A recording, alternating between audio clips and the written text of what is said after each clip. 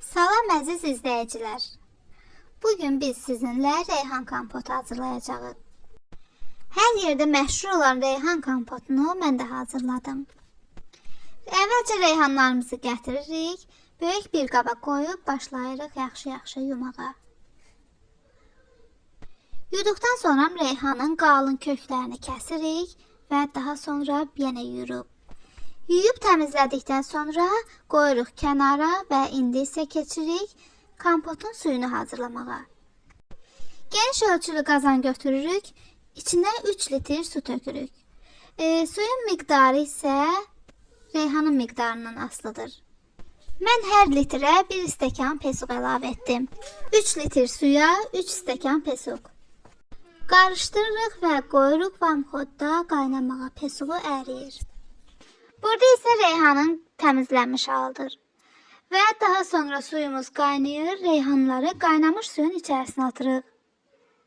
Reyhanları qaynamış suyun içərisinə atdıqdan sonra bir limonun yarısını sıxıb reyhanların içinə tökürük.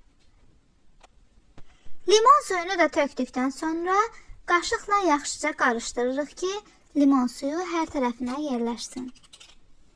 Və beləcə qazanın qapağını da örtürük, qoyuruq 3-4 dəqiqə qaynamağa. Burada isə kompot yaxşıca qaynayır və videoda da gördüyünüz kimi reyhanların rəngi çıxıb. 3-4 dəqiqə qaynadıqdan sonra götürüb kompotu süzürük.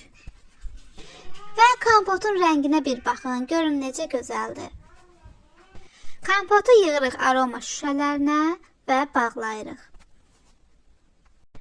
Budur, 3 şüşə aroma kompot çıxdı. Həqiqətən də videoda gördüyünüz kimi rəngi çox qəşəngdir. Reyhan kompotunu buz kimi halda içmək daha dadlıdır. Mən bağladıqdan sonra soyudu, daha sonra isə soyuducuya qoydum. Rənginin gözəlliyi kimi kompotun dadı da çox dadlı idi. Mən reyhan kompotunu bu üsulla hazırladım. Hazırlayan hər kəsə nuş olsun. Bu kimi videolar üçün kanala abunə olub videonu bəyənməyi unutmayın.